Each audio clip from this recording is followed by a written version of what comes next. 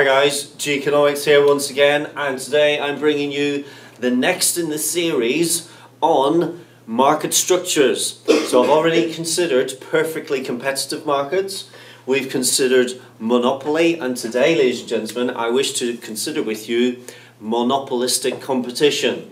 Now, before we go any further, let's make this absolutely clear. What do candidates year on year always get mixed up? They mix up monopoly and monopolistic competition. Please, ladies and gentlemen, I beg you, please try not to confuse monopolistic competition with monopoly if you get a question about it on the exam. One of my candidates did it a few years ago. The essay was on monopolistic. He or she wrote about monopoly and scored 0 out of 18 on the essay. Avoid that, ladies and gentlemen.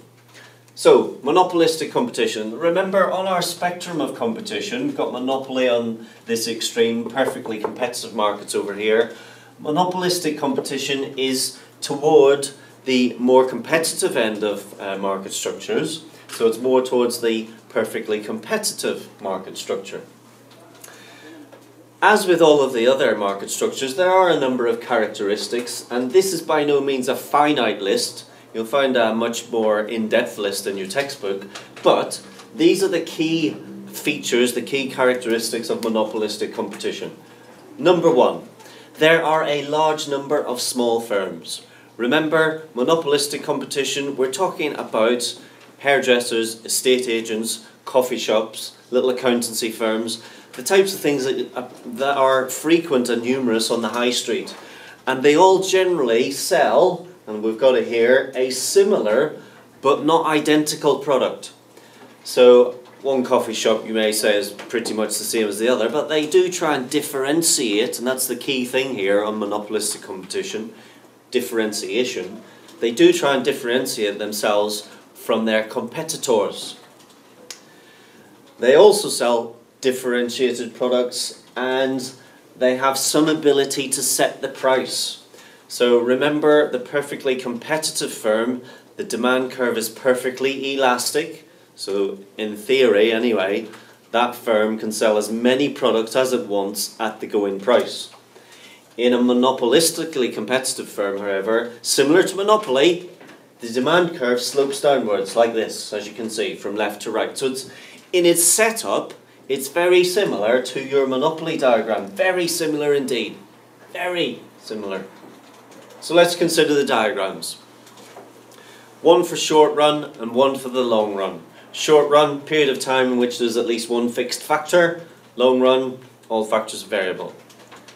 Of course, time periods can differ between different types of firms and market structures.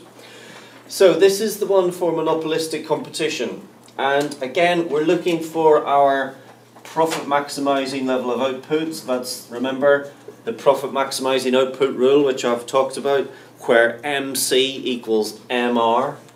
So there's MC equals MR right there. What price will this monopolistically competitive firm charge? We know that in order to determine that, to determine what price the market will bear, we have to go up to the demand curve. So let's take this up. There's the demand curve, hence there's the price. PMC, and there's the profit maximizing level of output. Okay, next thing. Do we know if we're making a profit or a loss here? Well, of course, ladies and gentlemen, you A-level candidates, you will know now that we don't know this yet. We need to add the ATC curve, one of our short-run cost curves. And by the way, if you haven't watched my video on short-run cost curves of a firm, I have just recently done one on that as well. So let's draw this on. Remember, MC cutting the ATC at its minimum point, so we're going to put it right there. Now we can find out what the cost is of this level of output. So we go up this dashed line to the cost curve and then across. So that's the cost for the monopolistically competitive firm.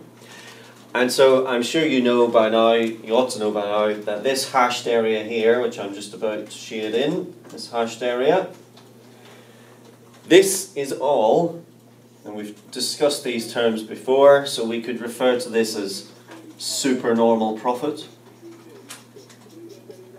or monopoly rent, or abnormal profit, all of the different terms that we've come to know and love this hashed area by, abnormal profit. Now, this, however, ladies and gentlemen, only arises in the short run, the SR. So the monopolistically competitive firm will only make this abnormal profit in the short run. And that's very important for the next diagram that we're going to do. The other thing to say about this is, of course, we always want to discuss efficiencies. Is this marketplace allocatively efficient? Is this marketplace productively efficient? Is this marketplace economically efficient? And finally, is this marketplace Pareto efficient? Well, let's consider each of those in turn. Does the price equal the marginal cost? If price equals marginal cost, then of course that would be allocatively efficient. P equals MC, allocatively efficient. Now, let's look at our diagram and determine whether or not price does equal marginal cost. So, there's the marginal cost of producing QMC level of output. So that's the MC. But look at the price. There's the price there. Price is greater than marginal cost. Price does not equal marginal cost. Therefore, this is not allocatively efficient. Secondly, is it productively efficient? Is it minimum efficient scale? Is it P equals min ATC? Let's check it out, ladies and gentlemen. P equals min ATC. There's the min ATC. There's our ATC point. Clearly, we're not operating at the minimum ATC, ladies and gentlemen. So this is not productively efficient either. So it's neither productively efficient nor allocatively efficient. Therefore, it's not economically efficient. Therefore, it's not Pareto efficient either.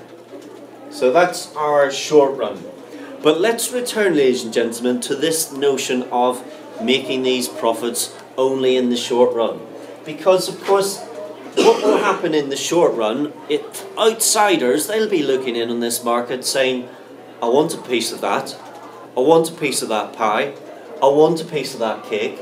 I want a slice of that for myself. And because there are relatively low barriers to entry, new firms will enter. Now, if you're an existing firm in this industry, this is going to impact your demand, ladies and gentlemen. What, ladies and gentlemen, will happen to your demand? I hear you all saying, say it. Exactly. The demand curve is going to be moving and shifting to the left. What, ladies and gentlemen, will be the impact on your advertising costs as you try to differentiate your product from the increased competition? Your costs will rise. Now, as a consequence of this, ladies and gentlemen, in the long run, the cost curves are pushed up, the demand curve moves left, and we now arrive at this new tangential point here. Do you see that, ladies and gentlemen?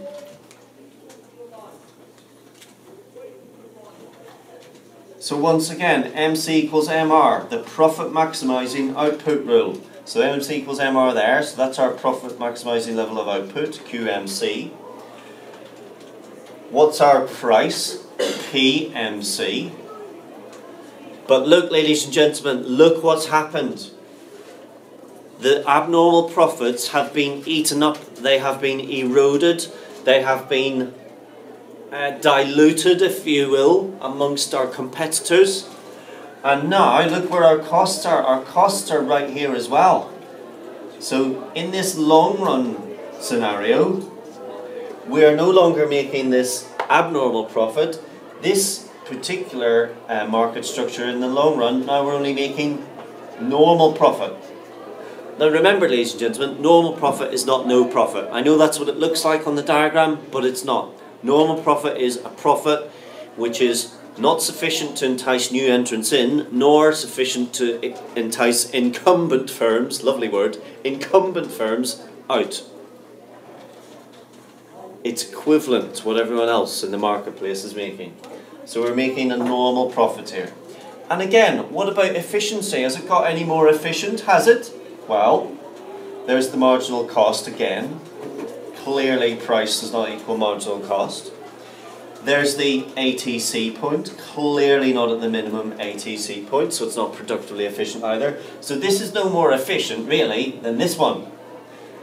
And indeed, the fact that the firm has to probably pay more to differentiate itself via advertising and various other methods, differentiating itself from the competition, I guess you could say that's a good thing, because it means the monopolistically competitive firm will not be resting on its laurels, as it were, and just sitting back and not doing anything. They'll have to actively innovate and differentiate themselves in various ways to attract competition from competitors. So that's a good thing. Right, ladies and gentlemen, I think that's it on monopolistic competition. As ever, if you've any questions, do drop me a line. I'll do my very best to get back to you. So that's it for monopolistic competition for today. Bye for now.